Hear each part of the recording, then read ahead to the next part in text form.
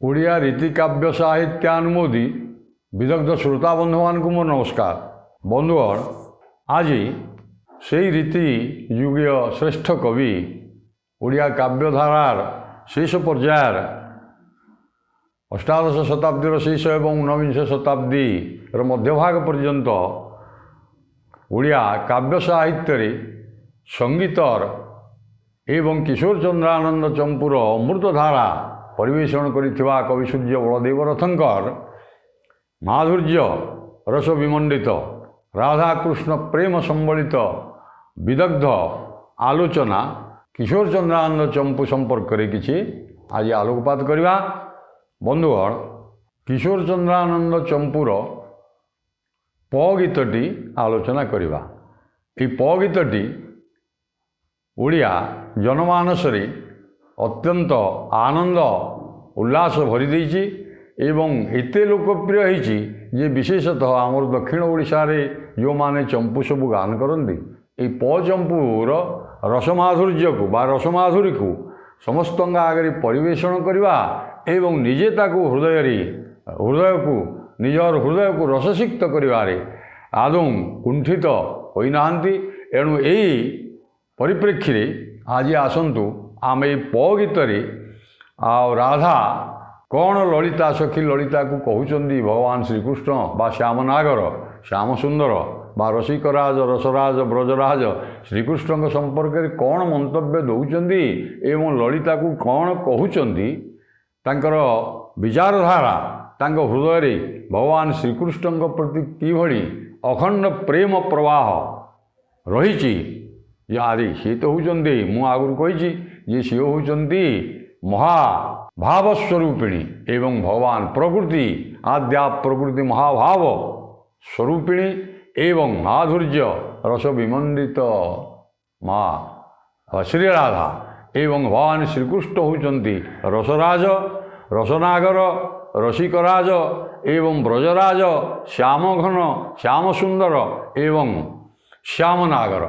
ଏହି ଦୁଇ ଜଣଙ୍କର ପ୍ରକୃତି ପୁରୁଷର ଯେଉଁ ଲୀଳା, ଯାହାକୁ ମୁଁ କହିଛି ଯେ ଅନେକ ସମୟରେ ଯେ ମୋ ଗୀତରେ କବି ସୂର୍ଯ୍ୟ ତାଙ୍କୁ ମିଳିତ କରାଇଛନ୍ତି, ତାହେଲେ କିଭଳି ଏ ନାଟକୀୟ ଗତିରେ ଏହି ଚମ୍ପୁଟିକୁ କରୁ କ୍ଷ ପର୍ଯ୍ୟନ୍ତ ବର୍ଣ୍ଣମାଳା ବିନ୍ୟାସରେ ନେଇଛନ୍ତି ଚୌପଦୀ ରଚନା ଶୈଳୀରେ ଏବଂ ଏହି ପ ଗୀତରେ କ'ଣ କହୁଛନ୍ତି ଆସନ୍ତୁ ଶୁଣିବା। ଏହା ପୂର୍ବରୁ ମୁଁ ଟିକିଏ ସୂଚନା ଦେଇଦିଏ, ନ ଗୀତରେ କବି ଲଳିତା ମୁଖରେ ରାଧାଙ୍କ ପ୍ରତି କ'ଣ ଆକ୍ଷେପ ଉକ୍ତି କହିଛି ଟିକେ ସେ ସମ୍ପର୍କରେ ମୁଁ ଆଲୋକପାତ କରି ପ ଗୀତକୁ ଯିବି।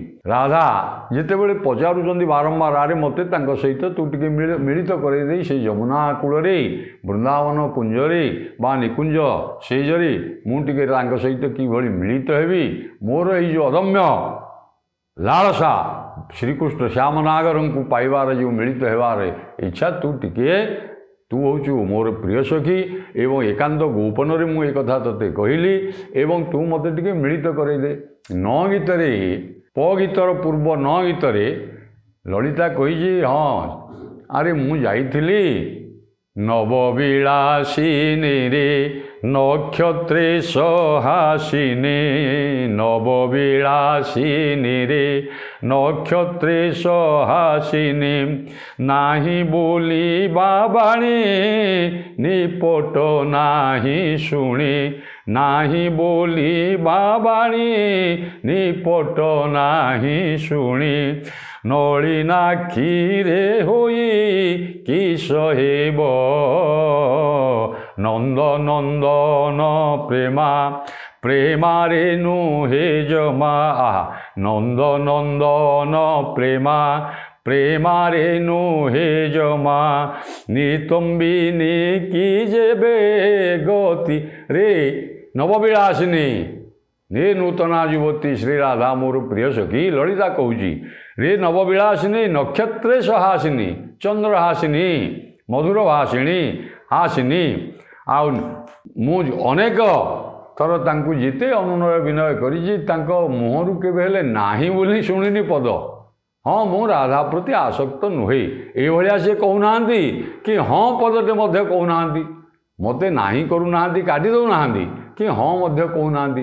ଏଇଭଳି ଦ୍ୱନ୍ଦ୍ୱ ବା ସଂଶୟ ସଂଶୟାଚ୍ଛନ୍ନ କଥା ଗୁଡ଼ିଏ ସେ ମୋତେ କହୁଛନ୍ତି। ତେଣୁ ତୋ ପ୍ରତି ସେ ଏକାନ୍ତ ଅନୁରକ୍ତ ଆସକ୍ତ ମୁଁ କେମିତି ଜାଣିବି? ନାହିଁ ବୋଲିବା ଭାଣି ନିପଟ ନାହିଁ ଶୁଣି, ଆଉ ମୁଁ ଶୁଣିନି ତାଙ୍କ ମୁଖରୁ। ଏବଂ ନନ୍ଦନନ୍ଦନ ପ୍ରେମା, ଏଣୁ ମୋ ମତରେ ମୋ ବିଚାରରେ ତୁ ସେ ନନ୍ଦନନ୍ଦନ ଶ୍ୟାମନାଗର ପ୍ରତି ତାଙ୍କ ପ୍ରେମରେ ଆସକ୍ତ ମୋଟେ ହୁଅନା, ଯେଉଁଟାକି ତୋ ପକ୍ଷରେ ମୁଁ ଯାହା ବିଚାର କରି ଦେଖୁଛି ତୋ ପକ୍ଷରେ ଭଲ ହେବନି। କାହିଁକି ନା ତୁ ତାଙ୍କୁ ଭଲ ଭାବରେ ଜାଣିଛୁ। ଆରେ 9 ବର୍ଷ ବୟସରେ ଯିଏ ଗୋବର୍ଦ୍ଧନ ପର୍ବତକୁ ଟେକି ଦେଇଥିଲେ, ବାଳେ ସୂତିକାଳୟରେ ଥିବା ସମୟରେ ଯିଏ ପୂତନାର ସ୍ତନ୍ୟପାନ କରି ପୂତନା ନାମକ ରାକ୍ଷସକୁ ମାରି ଦେଇଥିଲେ, ଆଉ ସିଏ ଯେ ତୋ ପ୍ରତି ଏବେ ଏତେ ଏକାନ୍ତ ଅନୁରକ୍ତ ହେଇଯିବେ, ତୁ କେମିତି ତୋ ମୁଣ୍ଡରେ ଏଭଳି ଚିନ୍ତାଧାରାଟେ କେମିତି ପଶିଲା? ତେଣୁ ତାକୁ ମନରୁ ସମ୍ପୂର୍ଣ୍ଣ ପାଶୋରି ଦେ। ଏଇ କଥା ପୁଣି ଯେତେବେଳେ ସଂଶୟାଚ୍ଛନ୍ନ କଥା ଗୁଡ଼ିଏ ଅବଶ୍ୟ କପଟରେ ଛଳେଇକିରି ଇଏ କହୁଛି ଯେ ୟାଙ୍କର ମନକୁ ବିଡ଼ିବା ପାଇଁ, ରାଧାଙ୍କର ବା ପ୍ରିୟ ସଖୀ ଲଳିତା ଶ୍ରୀରାଧାଙ୍କର ମନକୁ ବିଡ଼ିବା ପାଇଁ। ଆରେ ମୁଁ ଏମିତି କଥା କହିଲି ରାଧାର କ'ଣ ପ୍ରତିକ୍ରିୟା ଜାଗ୍ରତ ହେଉଛି? ତାହେଲେ ତ ଯାଇକରି ନାଟକୀୟ ଗତିରେ ଆଜ୍ଞା ଚମ୍ପୁ କାବ୍ୟଟି ଚାଲିବ ନା, ପ ଗୀତକୁ ଆମେ ଯିବା। ତେଣୁ ୟା ପରେ ରାଧା ଏ କଥା ଯେତେବେଳେ ଲଳିତାଠୁ ଶୁଣିଛନ୍ତି, ଆଜ୍ଞା ପ ଗୀତରେ କ'ଣ କହୁଛନ୍ତି ଆସନ୍ତୁ କବିସୂର୍ଯ୍ୟ ବଳଦେବ ରଥ କିଭଳି ତାକୁ ରସାଳ ଏବଂ ରସସିକ୍ତ ରସୋତ୍ତୀର୍ଣ୍ଣ କରି ପ ଗୀତଟିକି ଲେଖିଛନ୍ତି ଆସନ୍ତୁ ଶୁଣିବା। ପରମାଧବଡ଼ ତୁହି ଗୋ, ପରମାଧବଡ଼ ତୁହି ଗୋ, ପ୍ରିୟ ସହି ପରମାଧବଡ଼ ତୁହି ଗୋ, ପ୍ରିୟ ସହି ପରମାଧବଡ଼ ତୁହି ଗୋ। ପାରୁ କେତେ ଛନ୍ଦେ ମୋହି ଗୋ, ପ୍ରିୟ ସହି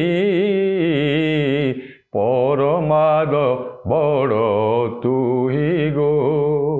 ଦେଖନ୍ତୁ କେଡ଼େ ମୁଁ କହିଲି କେତେ ରସାଳ ଅଭିବ୍ୟକ୍ତି, କେତେ ରସୋତ୍ତୀର୍ଣ୍ଣ ଅଭିବ୍ୟକ୍ତି, ହୃଦୟରୁ ରାଧା ଭାବ। ଏ ରାଧା କହୁନାହାନ୍ତି ଲଳିତାକୁ ଯେ ସେତେ କବିସୂର୍ଯ୍ୟଙ୍କର ହୃଦୟରୁ ରାଧା ଭାବ ଉଛୁଳି ପଡ଼ୁଛି। ଏଣୁ କବି କହୁଛନ୍ତି, ରାଧା କହୁଛନ୍ତି ଲଳିତାକୁ, ହେ ପ୍ରିୟ ସହି ତୁ ବଡ଼ ଦୁଃଖ ବା ଛଳନାମୟୀ, ପରମାଦ ଶବ୍ଦ ଏଠି ଦେଲେ ଯେ ପ୍ରମାଦପୂର୍ଣ୍ଣ ଅର୍ଥାତ୍ ଛଳନାମୟୀ, ଦୁଃଖଦାୟିନୀ, ପୀଡ଼ାଦାୟିନୀ। କାହିଁକି ନା ପାରୁ କେତେ ଛନ୍ଦେ ମୋହି, ତୁ କେତେ କଥା ଜାଣିଛୁ, କେତେ କଥା ରେ କଥାକୁ ବୋଲି ବାଙ୍କିକିରି ମୋତେ କହୁଛୁ, ଯେଉଁଟାକି ମୋତେ ସେଇଟା କଷ୍ଟ ହେଉଛି, ଦୁଃଖ ବିଷାଦ ମୋତେ ପ୍ରଦାନ କରୁଛି ଏବଂ ଅତ୍ୟନ୍ତ ଦୁଃଖ ମୋତେ ସେ ପ୍ରଦାନ ହେଉଛି। କାହିଁକି ନା ତୁ କ'ଣ କରୁଛୁ? ନା ଆସନ୍ତୁ କବି କ'ଣ କହୁଛନ୍ତି ପରବର୍ତ୍ତୀ ପର୍ଯ୍ୟାୟରେ ଶୁଣିବା। ପରମ ପଦରେ ନେଇ ଜାଣୁ ତୁ ବସାଇ, ପରମ ପଦରେ ନେଇ ଜାଣୁ ତୁ ବସାଇ, ପୁଣି ଜାଣୁ ତହୁଁ ତଳା ତଳକୁ ଖସାଇ, ପାଶୋରାଇ ମନୁ ନାନା କଦନ ଲଗାଇ, ପାଶୋରାଇ ମନୁ ନାନା କଦନ ଲସାଇ, ପାରୁ ଅଶ୍ରୁ ବରସାଇ ଗୋ, ପ୍ରିୟ ସହି ପରମାଧବଡ଼ ତୁହି ଗୋ, ପାରୁ କେତେ ଛନ୍ଦେ ମୋହି ଗୋ, ପ୍ରିୟ ସହି ପରମାଧବଡ଼ ତୁହି। ପରମ ପଦରେ ନେଇ ଜାଣୁ ତୁ ବସାଇ। ଆରେ କେତେବେଳେ ପରମ ପଦ ଅର୍ଥାତ୍ ସ୍ୱର୍ଗରେ ମୋତେ ସ୍ୱର୍ଗକୁ ଟେକିଦେଲା ଭଳିଆ କଥା କହୁଛେ। ମୁଁ ବୈକୁଣ୍ଠ ଧାମରେ ସ୍ୱର୍ଗପୁରରେ ପରମ ପଦରେ ଅଧିଷ୍ଠିତ କରାଇ ଦେଉଛୁ, ସେଇଠି ନେଇ ଥୋଇ ଦେଉଛୁ ମୋତେ। ପୁଣି ତହୁଁ ଜାଣୁ ତଳା, ପୁଣି ତଳା ତଳକୁ ଖସାଇ, ପୁଣି କେତେବେଳେ ଏଭଳି କଥା କହୁଛୁ ଯେ ରସାତଳରେ ପାତାଳରେ ଯେମିତି ମୁଁ ପଡ଼ିଯାଉଛି। ଏଇଭଳି ଦୁଃଖପୂର୍ଣ୍ଣ ପୀଡ଼ାଦାୟକ କଥା ଗୁଡ଼ିଏ ମୋତେ କାହିଁକି କହୁଛୁ? କଟୁ ମନ୍ତବ୍ୟ এইଭଳି କାହିଁକି ମୋତେ କହୁଛୁ? ତୁ ସିଧାସଳଖ କାହିଁକି କହୁନୁ ଯେ ହଁ ସେ ହଁ କଲେ ବା ମୋ ପ୍ରତି ଆସକ୍ତ ଇତ୍ୟାଦି ଇତ୍ୟାଦି କଥା ଦୁଇପଦ କହିଲେ ସିନା ମୋତେ ଭଲ ଲାଗିବ। ମୋତେ ଯେଉଁଗୁଡ଼ାକ ପୀଡ଼ାଦାୟକ ତୁ ସେଇଭଳି କଥା ଗୁଡ଼ିଏ କହୁଛୁ। ଏଣୁ ପରମ ପଦରେ ନେଇ ପାରୁ ତୁ ବସାଇ ପୁଣି ଜାଣୁ ତହୁଁ ତଳାତଳକୁ ଖସାଇ ପାଶୋରାଇ ମନୁ ନାନା କଦନ ଲସାଇ। କେତେବେଳେ ମୋ ମନରେ ଯଦି ଟିକେ ଦୁଃଖ ହେଇଛି ତାହେଲେ ସାଙ୍ଗେ ସାଙ୍ଗେ ତାକୁ କଥା ହସ ଖୁସି ମଧୁର କଥା କହିକିରି ମୋତେ ଆଶ୍ୱାସନା ଟିକେ ଦେଉଛୁ। ପୁଣି ଏବଂ ଦୁଃଖଦାୟକ ଯନ୍ତ୍ରଣାଦାୟକ କଥା କହୁଛୁ। ପାଶୋରାଇ ମନୁ ଫେରେ ନାନା କଦନ ଅର୍ଥାତ୍ ପୀଡ଼ାଦାୟକ କଥା ଗୋଟେ ଯନ୍ତ୍ରଣାଦାୟକ କଥା କହୁଛୁ। ଏଇଭଳି ଆଉ କ'ଣ କରୁଛୁ ନା ୟାଦ୍ୱାରା ତୁ ଜାଣୁଛୁ ନା ନାହିଁ ମୁଁ କେଉଁଭଳି ନୀରବରେ ବସିକିରି ମୁଁ କେବଳ ଅଶ୍ରୁପାତ କରୁଛି। ତାଙ୍କର ସହିତ ବା ସେ ଶ୍ୟାମନାଗର ରସରାଜ ବ୍ରଜରାଜଙ୍କ ସାଙ୍ଗରେ ବଡ଼ା ବ୍ରଜଚନ୍ଦ୍ର ଆଉ ରସନାଗର ଶ୍ରୀକୃଷ୍ଣଙ୍କ ସାଙ୍ଗରେ ମୁଁ ମିଳିତ ହେବାର ଯେଉଁ ବାସନା ତୀବ୍ର ବାସନା ମୋତେ ପୀଡ଼ା ଦେଉଛି। ଆଉ ମୁଁ ତଦ୍ୱାରା ଏକାନ୍ତରେ ନିଭୃତରେ ବସି କିଭଳି ଅଶ୍ରୁ ମୋଚନ କରୁଛି ଜାଣୁଛୁଟି? ଆଜ୍ଞା ରାଧା ଏଇ କଥା ଯେଉଁ କହିଲେ ଲଳିତାକୁ କବି ବଳଦେବ ରଥ ତାକୁ ସଂସ୍କୃତ ଚମ୍ପୁରେ ଏହି ପ୍ରସଙ୍ଗକୁ କିଭଳି ଲେଖିଛନ୍ତି ଆସନ୍ତୁ ତାଙ୍କର ସଂସ୍କୃତ ଚମ୍ପୁରୁ ପଦେ ଅଧେ ଶୁଣିଲେ ଆପଣମାନେ ଜାଣିପାରିବେ ଯେ ସଂସ୍କୃତ ସହିତ ଓଡ଼ିଆର କିଭଳି ସାମଞ୍ଜସ୍ୟ ରହିଛି। ଯଦିଓ ତାକୁ ସେ ସମ୍ପୂର୍ଣ୍ଣ ଭାବରେ ଅନୁସରଣ କରିନାହାନ୍ତି ତଥାପି ସଂସ୍କୃତ ଚମ୍ପୁର ବିଷୟକୁ ଆଧାରିତ କରିକିରି ସଂସ୍କୃତର ପ ଚମ୍ପୁ ସାଙ୍ଗରେ ଓଡ଼ିଆର ପ ଚମ୍ପୁର ମଧ୍ୟ ରହିଛି ନା ସମ୍ପର୍କ ରହିଛି ସଂଯୋଗ ରହିଛି। ତେଣୁ ସଂସ୍କୃତରେ କବି ଏହି କଥାଟି କ'ଣ କହିଛନ୍ତି ଆସନ୍ତୁ ଶୁଣିବା। ମାମଭ୍ରଂଲିହ ଦିବ୍ୟ ବଡ଼ଭି ମାମଭ୍ରଂଲିହ ଦିବ୍ୟ ବଡ଼ଭି ନୂର୍ଯ୍ୟ ହର୍ଯ୍ୟ ହପର୍ଯ୍ୟଙ୍କିକା ସମ୍ବିଷ୍ଟା ପ୍ରବିଧାୟ ବିକ୍ଷପସି କିଂ ତସ୍ମାଦଧୋଦଃ ପୁନଃ। ମାମଭ୍ରଂଲିହ ଦିବ୍ୟ ବଡ଼ଭି ନୂର୍ଯ୍ୟ ପର୍ଯ୍ୟଙ୍କିକା ସମ୍ବିଷ୍ଟା ପ୍ରବିଧାୟ ବିକ୍ଷପସି କିଂ ତସ୍ମାଦଧୋଦଃ ପୁନଃ। ଆର୍ତ୍ତସ୍ୟାତି ପିପାସୟା ମୃତଝରା ବାର୍ତ୍ତାଂ ନିବେଦ୍ୟ ଶ୍ରୁତୁ ଭୂୟ ସମ୍ବ କଦମ୍ବ କେଳି କାଠିନ୍ୟମ୍ କେଳି କଠିନି କିଂ ଭାରତୀଂ ଭାଷସେ। ଆରେ ତୁ ଭଲ କଥାଟେ କହିକିରି ଫେରେ କଠିନ ଭାଷା ଭାରତୀ ବା କଥା କେମିତି କହିପାରୁଛୁ ତୁ? ମୋତେ ଅଭ୍ରଲିହ ଅର୍ଥାତ୍ ନଭଶ୍ଚୁମ୍ବୀ ଚନ୍ଦ୍ରଶାଳାପୁରରେ ନଭଶ୍ଚୁମ୍ବୀ ଆକାଶଚୁମ୍ବୀ ଚନ୍ଦ୍ରଶାଳାପୁରରେ ନେଇକିରି ଥୋଇ ଦେଉଛୁ ଏବଂ ବା ସେ ପର୍ଯ୍ୟଙ୍କରେ ମୋତେ ଶୟନ କରିବାର ସୁଯୋଗ ଦେଇକରି ପୁଣି ମୋତେ ତଳେ ପକାଇ ଦେଉଛୁ ଅଧୋଧଃ ପୁଣି ରସାତଳକୁ ନେଇଯାଉଛୁ। ଏଇଭଳି ଯେଉଁ କଥା ମୋତେ କହୁଛୁ ଆରେ ମୁଁ ତ ଆର୍ତ ଅର୍ଥାତ୍ ସେଇ ଶ୍ୟାମନାଗରର ପ୍ରେମ ଲାଭ ନକରି ତାଙ୍କର ମିଳନ ଇଚ୍ଛା ମୋର ଯେଉଁ ବଳବତୀ ଇଚ୍ଛାକୁ ମୁଁ ପୂରଣ କରି ନପାରି ଦୁଃଖରେ ଅଛି। ତୁ ମୋତେ ସିନା ଭଲ କଥା କହନ୍ତୁ ବର୍ତ୍ତମାନ ଅମୃତ ପିଉଥିବା ଲୋକକୁ ବିଷ ଦେଲା ଭଳିଆ ଯାହା କଥା ଗୁଡ଼ିଏ ତୁ କହୁଛୁ ଏବଂ ଆଉ ଭୂୟ ସମ୍ବ କଦମ୍ବ କେଳି ମିଳନ କରିବାର ବାର୍ତ୍ତା ମୋତେ ତାକୁ ସିନା ମୋତେ ବତେଇବୁ। ତୁ କଠିନ ଶବ୍ଦ କର୍କଶ ଭାଷିଣୀ ଏ ଭଳିଆ ଗୁଡ଼ିଏ କ୍ରୂର କଥା କଠିନ କଥା ମୋତେ କହୁଛୁ। ଆଉ ଏଇଟା ତୋ ପକ୍ଷରେ ସମ୍ଭବ କି? ଯଦି ମୋତେ ଏତେ ଭଲ ପାଉଛୁ ଏବଂ ମୋ ପ୍ରତି ତୋର ଏତେ ସ୍ନେହ ହୃଦୟରେ ଅଛି ଗଙ୍ଗାରୁ ଗଭୀର ତୋ ହୃଦ ଆଗରୁ ଗୀତରେ କହିଛନ୍ତି ଯଦି ଏତେ ନିର୍ମଳ ଏବଂ ଗଭୀର ମୋ ପ୍ରତି ସ୍ନେହ ରହିଛି ତାହେଲେ ତୁ ଏଇଭଳି କଥା କିଆଁ କହୁଛୁ? ଏ କଥାଟି ସଂସ୍କୃତ ଚମ୍ପୁରେ ଆଜ୍ଞା କହିଛନ୍ତି। ଏହା ପରବର୍ତ୍ତୀ ପର୍ଯ୍ୟାୟରେ କବି କ'ଣ କହୁଛନ୍ତି ଆସନ୍ତୁ ଶୁଣିବା। ପ୍ରପଞ୍ଚ ଯାକରେ ଜଣା ପ୍ରପଞ୍ଚ ଯାକରେ ଜଣା ନଥାଇ ସଂଶୟ ପସନ୍ଦ ନୁହୋଇ ପର ପୁରୁଷରେ ସ୍ନେହ। ପ୍ରପଞ୍ଚ ଯାକରେ ଜଣା ନଥାଇ ସଂଶୟ ପସନ୍ଦ ନୁହୋଇ ପର ପୁରୁଷରେ ସ୍ନେହ। ପରଗତ ହେବ ଯେବେ ପରଗତ ହେବ ଯେବେ ପ୍ରାଣ ତୁଲେ ଦେହ। ଆହା କି ଚମତ୍କାର ବର୍ଣ୍ଣନା। ପରଗତ ହେବ ଯେବେ ପ୍ରାଣ ତୁଲେ ଦେହ ପ୍ରାଣୀ କି କରିବ କହ ଗୋ ପ୍ରିୟ ସହି ପରମାଦ ବଡ଼ ତୁହି ଗୋ। ରେ ପ୍ରିୟ ସହି ତୁ ବଡ଼ ପୀଡ଼ାଦାୟିନୀ ଦୁଃଖଦାୟିନୀ ପରମାଦ ବଡ଼ ତୁହି କାହିଁକି ନା ଆରେ ପ୍ରପଞ୍ଚ ଯାହା କରେ ପ୍ରପଞ୍ଚ କହିଲା ଆଜ୍ଞା ସଂସାର ଏ ସଂସାରରେ କିଏ ନ ଜାଣିଛି ଯେ ପରପୁରୁଷକୁ ଆଖି ପକାଇବା ବା ଦୃଷ୍ଟିପାତ ପରପୁରୁଷକୁ ଚାହିଁବା ଉଚିତ ନୁହେଁ। ଜଣେ ବିବାହିତା ନାରୀର ପରପୁରୁଷ ପ୍ରତି ପୁଣି ଆସକ୍ତ ହେବା ଏଇଟା ଉଚିତ ନୁହେଁ। ଏଇଟା ସଂସାରରେ ହାଟରେ ପଡ଼ି ଆମେ କହୁନେ ହାଟରେ ପଡ଼ି ଦାଣ୍ଡରେ ଆଜ୍ଞା ଗଡ଼ୁଛି ଅର୍ଥାତ୍ ସଂସାରରେ ସମସ୍ତେ ଜାଣିଛନ୍ତି ପ୍ରପଞ୍ଚ ଯାହା କରେ ଜଣା ନଥାଏ।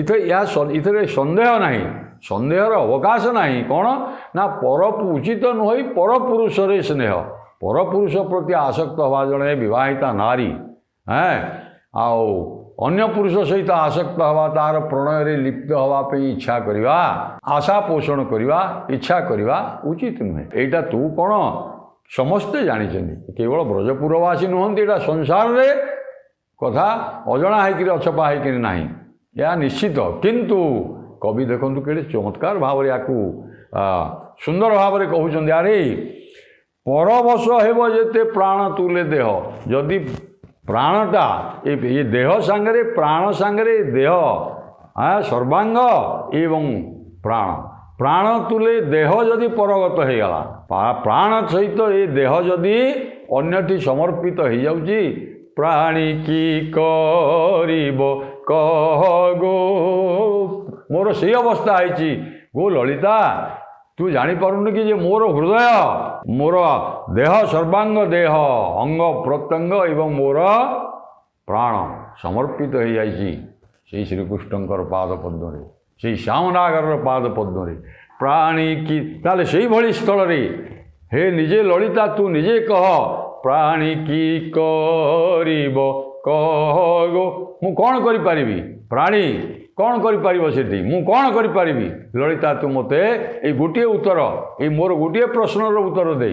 ଏବଂ ପୁଣି କବି ଆଉ ଥରେ ପୁଣି ସେଇ ରାଧାଙ୍କ ମୁଖରେ କ'ଣ ଲଳିତାକୁ ରାଧା କହୁଛନ୍ତି ଆସନ୍ତୁ ଶୁଣିବା। ପରବ ଚନ୍ଦ୍ର ଚିପୁଡ଼ି ପିଇବା ପିୟୁଷ, ପରିଣତି ସମୟ ସେ ହେବ ଯେବେ ବିଷ।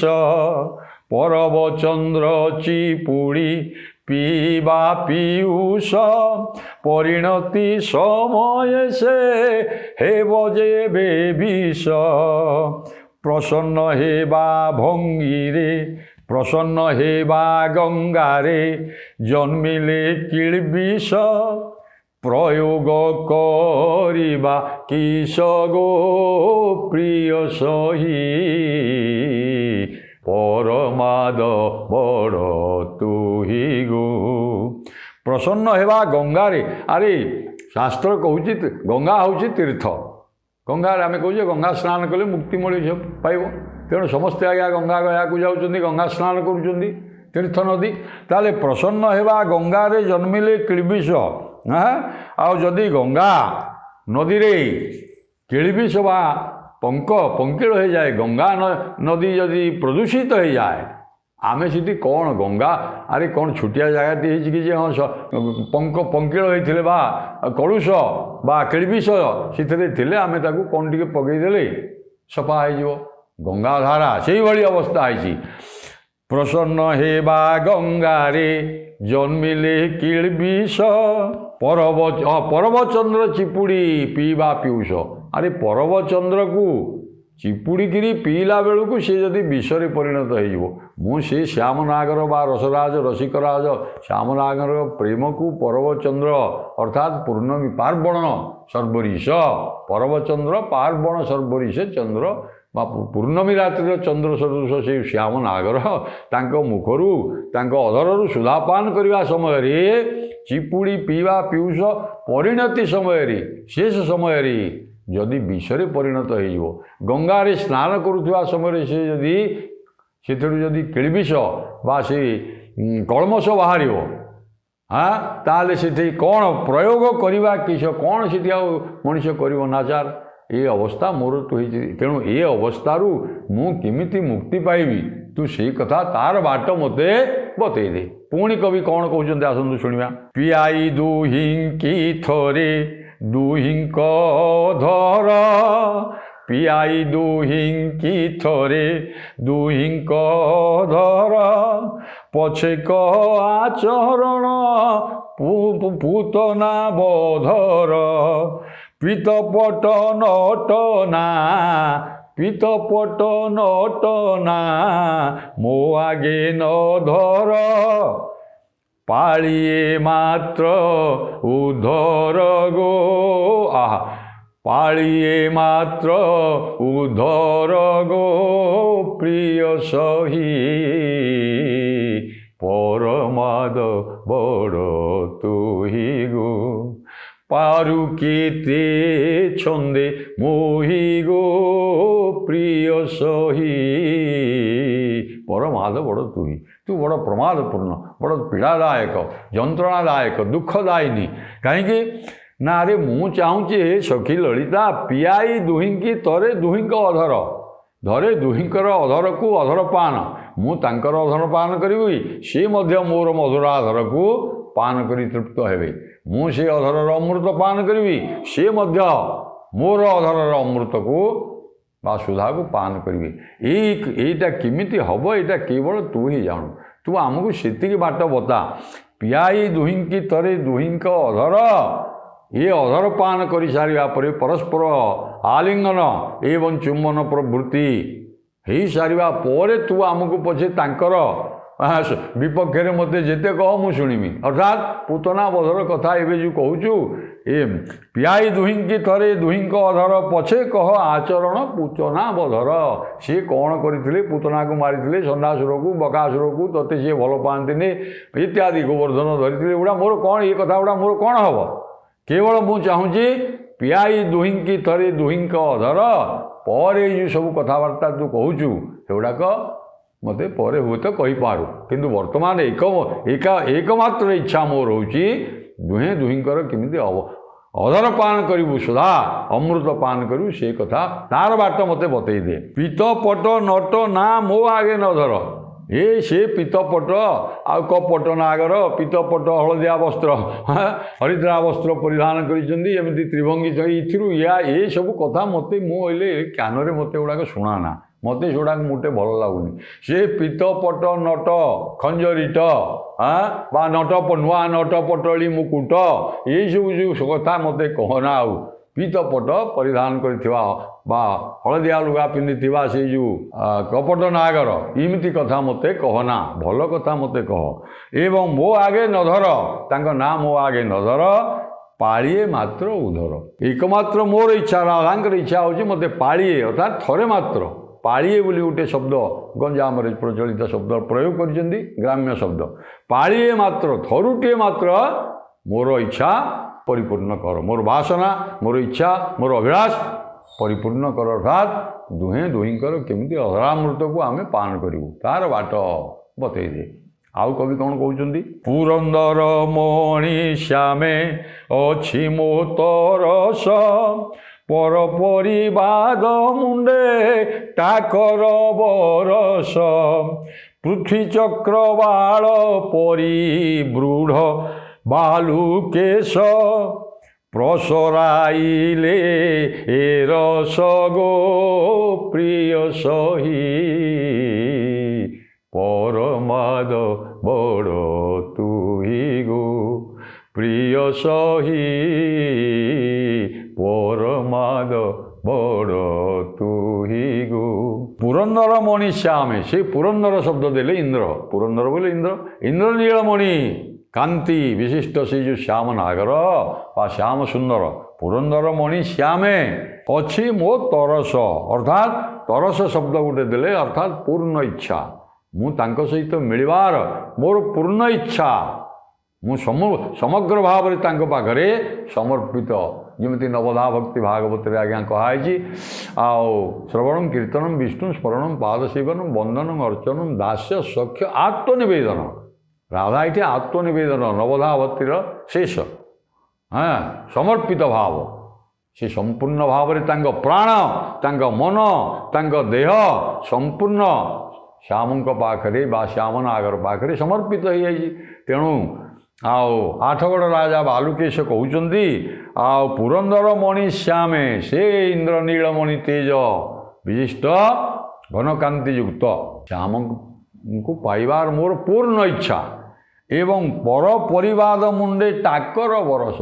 ତେଣୁ ପର ନିନ୍ଦା ପର ପରିବାଦ ଅର୍ଥାତ୍ ଆଜ୍ଞା ପର ହଜାରେ ଲୋକ ନିନ୍ଦା କରନ୍ତୁ ବ୍ରଜଦାଣ୍ଡରେ ଯେତେ ଯାହା ନିନ୍ଦା କରନ୍ତୁ ପଛେ ଯେ ଯାହା ବୋଲୁଛି ବୋଲୁଥାଉ ଶ୍ୟାମ ଅପବାଦ ମୋତେ ଲାଗିଥାଉ। ଗୋପାଳକୃଷ୍ଣ ଲେଖିଛନ୍ତି କବି ଶ୍ୟାମ ଅପବାଦ ମୋତେ ଲାଗିଥାଉ ରେ ପ୍ରିୟ ସହି ନୀତି ସେହି ଚିନ୍ତାରେ ମୋ ଦିନ ଯାଉ। କାଁ ବାଡ଼ ଭିତ୍ତିକି କହିଲା ପରି କହୁଥିଲେ ହେଲେ ବ୍ରଜ ନାରୀ ଶୁଣି ନ ଶୁଣିଲା ପରି ମୁଁ ରହୁଛି ଉହାଡ଼ଉ ଆରେ ପ୍ରିୟ ସହି ଶ୍ୟାମ ଅପବାଦ ମୋତେ ଲାଗିଥାଉ।